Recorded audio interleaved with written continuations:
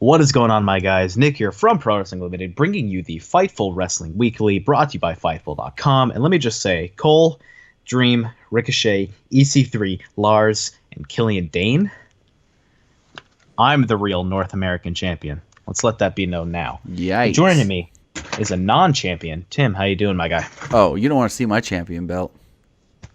Why? It's a fanny pack. That is a grown man who owns a fanny pack. But like I said, this is it came in the slam crate. I didn't purchase it myself. Anyways. This is the Fightful Wrestling Weekly. So let's kick it off with our first topic. The newest inductee to the WWE Hall of Fame is Hillbilly Jim. What a name. Hillbilly Jim. Hillbilly Jim came into the WWE in the 80s. He assisted Hulk Hogan, was quote-unquote trained by Hulk Hogan in WWE, and then eventually shifted in the 90s to a manager. Sean writes here in the Fightful Wrestling Weekly, Hillbilly Jim was announced as an inductee into the WWE Hall of Fame class of 2018. I'm told that he actually found out this was happening very recently, even though he'd been discussed internally as a selection for many years. Those I spoke to said that Jim was emotional and humbled by the call and wasn't expecting to get in. Jim is very well liked by Vince McMahon in particular, who made sure to give him work for years following his in-ring career working for Coliseum Home Video as a broadcaster, managing wrestlers, hosting WWE Access tours, and other projects. And now something I find interesting is that usually it's not rare when Vince is hot on a guy, but it is kind of a select group of people that he is hot on. So congratulations, Hillbilly Jim. I can say that he is now part of a club that I don't think I'll ever be in. You know, the crazy thing is you hear Hillbilly Jim going into the Hall of Fame, and 90% of people that I saw comment on this was like, oh, I thought he was already in. Yeah, he also just seems like the kind of guy that would be in. But exactly. Now he is, so congratulations. Yeah, I mean, the last time we saw him do anything for WWE was, I want to say it was 2014 when they did Legends House. I didn't watch it, though. I wasn't really interested. It seemed kind of like a version of Big Brother for people that didn't like Big Brother. But that's what I was about to say. I love Big Brother. I mean, I'm obsessed with Big Brother. But Legends House just never drew me in. I don't know, man. I never got into it either. But nonetheless, congratulations, Hillbilly Jim. Oh, yeah, congratulations. Welcome Long time coming. To the Hall of Fame class with Jeff Jarrett, Dudley Boyce, and Goldberg. And it's on the tip of your tongue. It is. I can see that you're trying. Tell me, who is it? Ivory, that's what I was going to say. It was between Ivory and Medusa for some reason. Medusa was like 2 years ago. 3 years ago. I think she was WrestleMania 31. But congratulations. Now, there is a very special interview up on the Pro Wrestling Unlimited channel and up on Fightful.com. Tim, talk a little bit about that interview. So Sean Ross Sapp recently interviewed Ring of Honor star Punishment Martinez. Now, a lot of people don't realize that Punishment Martinez has actually been in pro wrestling for quite a while now, but his name really didn't get out there until he joined Ring of Honor. And in this little clip we're going to play for you now, he talks about how his career has just gone on the ups, I guess you can say, ever since joining Ring of Honor, and he really has only been there for a little over a year, I think. So let's listen to what he has to say about his short-lived time so far in Ring of Honor. I think this is just a big step, and you've had some big steps over the past year or so since joining Ring of Honor. Now, you're far from new to the wrestling game, but has being with Ring of Honor, has that helped raise your profile? Have you noticed that in any certain way? Oh, absolutely. In every way, shape, or form. I mean, I've become a better performer as well. You know, people that don't know me and don't know my background, you know, to them, I'm a new pro wrestler. You know, I just started, which is not the case. But in the short time that I've been in Ring of Honor, I feel like I've improved and learned so much because it's a different style, you know, being on television and, you know, a different fan base, and you're working with basically the best wrestlers in the world, because between here, New Japan, CMLL, the UK, you know, and all the partnerships that Ring of Honor has, we have so much talent that we work with that, I mean, you have no choice but to get better or else get out. So it's really, really changed my whole style, basically, and the way I work and the way you perceive me and see me. And so I definitely see a big change in not only that, but of course, my name value. You know, I like to think that I'm somebody who's a name in professional wrestling that people know, or at least have heard of, which is kind of cool. And if you do want to check out the full interview, you can check it out right here on Pro Wrestling Unlimited, or head over to Fightful.com.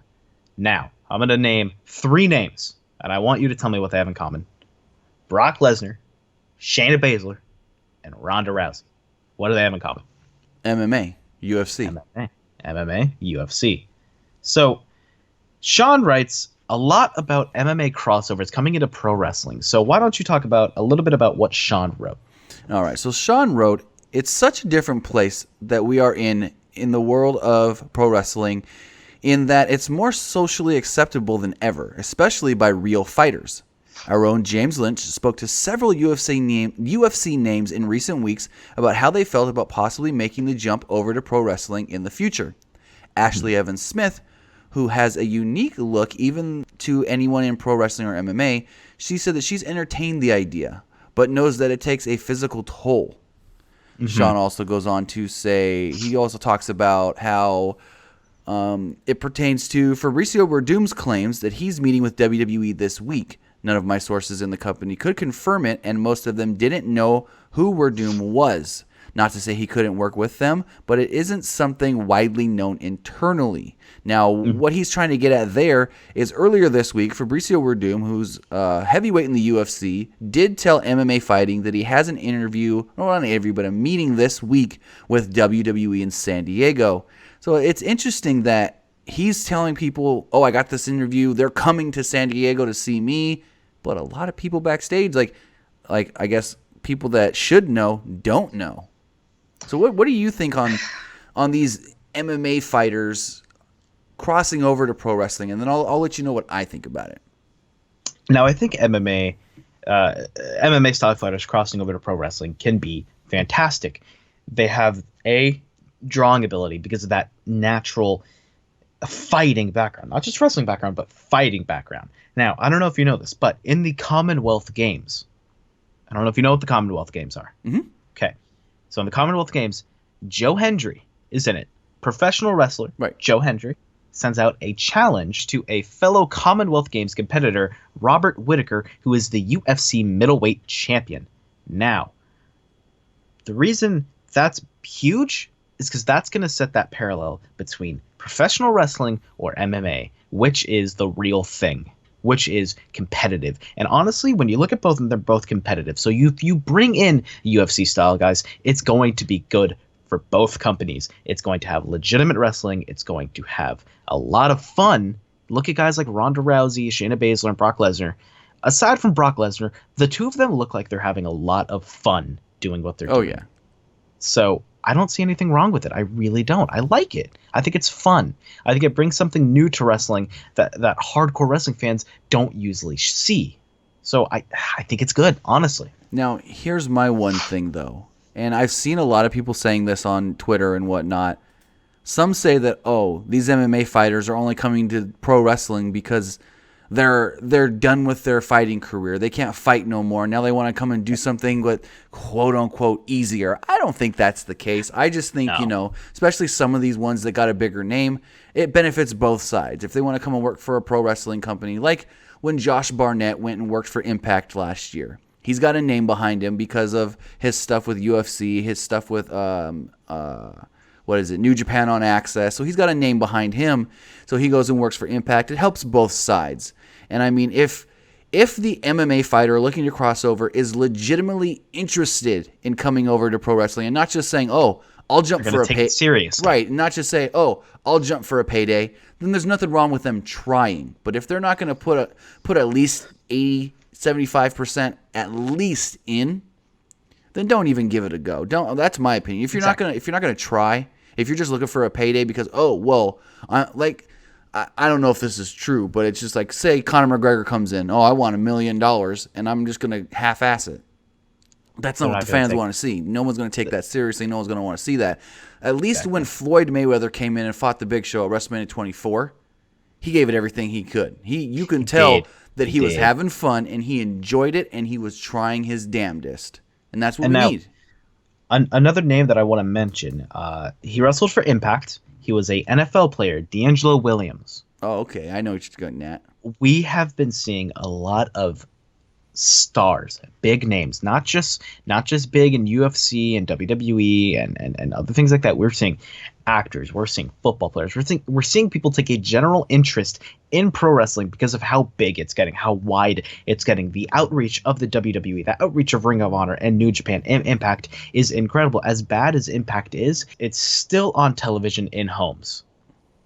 Pro wrestling is starting to be something more than just pro wrestling. It's starting to be a culture. It is a culture that people want to be involved in because it's fun. It's a real fun culture. You can ask most people probably watched wrestling growing up, starting with the WWF.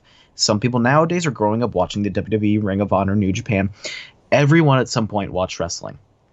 Exactly. And I think that's where the fun in these athletes and these MMA fighters and these movie stars and these TV stars wanting to come in and be a part of something that they grew up and be a part of something that's really, really big now. And I think all of that is perfectly fine, just like you said, as long as they're willing to put in the work. And I'm going to throw a name at you of a guy who put in a ton of work. Colt Cabana. Colt Cabana, yes. And there was a very, very fun Wikipedia fact check with Sean Ross Sapp and Colt Cabana that I absolutely loved. And you guys are going to love it too, so take a listen to it right now. Did any of your football skills translate to pro wrestling? I see a lot of people who train in the two, and they tell me things like bear crawls, like that'll help them. Like, was there anything that you took from that helped? Just that I was athletic, and then I was doing NCAA Division I conditioning drills, and then I went to wrestling. And for some reason, I assumed that when I was wrestling, I wouldn't be able to take the conditioning. And I got there, and I was like, "Oh, I can handle this." So were you in WWE Developmental with Bill DeMott by chance? No. When I was there, I was at OVW. He was at Deep South. Okay, so I was going to say that you may have needed that then. And that was one of the reasons, I had the choice of going to Louisville or Atlanta, and I knew Bill DeMott was in Atlanta, and I heard what he was doing to the guys down there, and I had no desire to go there, so I chose OVW. OVW still around, still kicking to this day. All right, and if you want to hear the full Wikipedia Chak Fek episode with Sean Ross Sapp and Colt Cabana, just head over to the Fightful Wrestling webpage or Fightful Wrestling's YouTube channel, and you can hear the whole, I think it's like 5-6 minute video there. It's fun. It's real fun. You guys are going to love it. I love the series. Sean, good job. I wish I came up with that idea. Anyways, so the final segment we're going to talk about here is developmental in the WWE, and Sean wrote the following. There are a lot more former fighters, boxers, athletes, fitness models, and personalities who see pro wrestling as a possible career change these days who are considering just hopping right into the independent circuit. I've talked to multiple people recently who have flirted with the idea of contacting WWE for a tryout or throwing their name in the hat, but WWE hasn't necessarily been all in on it. Another former pro athlete I spoke with too also said that they have been told to just start working independent matches after their training and that WWE is much more likely to pick them up for the fear of someone else doing it. So basically what he's saying is WWE wants these guys to get some experience. And if they start to show any sort of good vibes in the ring, they'll snatch them before somebody else can. And we're seeing a lot more. When you see these things that WWE posts on like their Instagram and their website when they do the training stuff, or not the training camps, but the tryouts, you always see, hey, look at this guy, he's a former soccer player, or look at this former actor, or look at this former so-and-so, all these different, how do I want to say this? Kind of like fits in what we just talked about previously with the MMA stuff. If they're going to be committed, if they're going to be willing to put in the time, then give them a shot. Like we saw with Stephen Amell. Exact. That was going to be the name that I brought up. Stephen Amell had a little bit of a flirt in the WWE, built a relationship with Cody. Now he's helped promote All In. I mean, he wrestled, when was it? It was just recently. He wrestled for Ring of Honor at a live event, teamed with the Bullet Club, and now he's going to wrestle again at the All In show. And I mean, that's fantastic. Like I said before, if there's people that have genuine care and interest in being part of this big old family, I'm all for it. Right. Because you know that those people, like Ronda Rousey, who's coming in, Ronda Rousey is in the Performance Center training her ass off. Shayna Baszler's in there training her ass off. Brock Lesnar is Brock Lesnar. People have general interest in the WWE and want to be part of this, want to be part of this big old family. And I think that's great, and I love that. And I mean, going back to Shayna Baszler real quick, I mean, she didn't just say, "Oh, I got a name behind me. Let me call WWE." No, she started on the independents. Exactly. She worked. She trained. She didn't just say, no knock on Ronda, but she didn't just say, "Oh, well, I can just jump to WWE if I wanted." No, she went and she worked in Japan. She worked all over the world before coming to WWE. She worked for it. Yes. She didn't get it. She wasn't handed. She worked for it. And I think that's what I love. And you know what else I love? Oh. And so it's going to be interesting to see which of these, I guess you can say, non-pro wrestler starters, that doesn't make sense. I guess you could say, person that just got into this for pro wrestling. Gotcha. Who's going to be that first real big breakout star, not counting Ronda Rousey? Because Ronda's the pro wrestling fan. She's loved pro wrestling her whole life. But who of these, former soccer players, former football stars? I mean, we have seen Roman played football before he got into wrestling. Baron Corbin, he played football. You've got Mojo. Wasn't he a Packer? Green Bay Packer? Who knows what kind of Packer he is? He could be Lord. a Packer of many sorts. But I want to mention another thing before we wrap up the Fightful Wrestling Weekly. This doesn't just happen in wrestling. And I think a lot of people are saying, oh, people just come over to wrestling because, money, money, money. I want you to think about something. There is a ton of rugby and soccer players that are brought by NFL to be kickers in the NFL because they have that niche. They have the kicking ability. So when you take a guy who's, say, a bodybuilder, he's got that niche of the body and the strength. Look at a guy like Braun Strowman. He's not the best technical wrestler in the world, but he can do what he's asked to do, and he's got that bodybuilder look and feel and attitude. This doesn't just happen in pro wrestling. This is in all sports. So I think this also makes pro wrestling legitimate because you have people that are doing stuff like football coming over here, boxing coming over here. They're doing all of these things, and it all leads back to pro wrestling, and I love it. And you know what else I love? What? I love fine people over at Fightful.com, especially Sean Ross Sapp, who did write this week's Fightful Wrestling Weekly. Like I said, over on Fightful.com. That's going to do it for me. Tim, is that also going to do it for you? Yeah, that's going to do it for me. I think you guys should go check out Fightful, Fightful.com. Check them out on Twitter, Fightful Online. They're also Fightful MMA, Fightful Wrestling, Fightful Boxing. They've got a lot of different ways to find them. They're all over. And you can find us on Twitter as well, at PW Unlimited.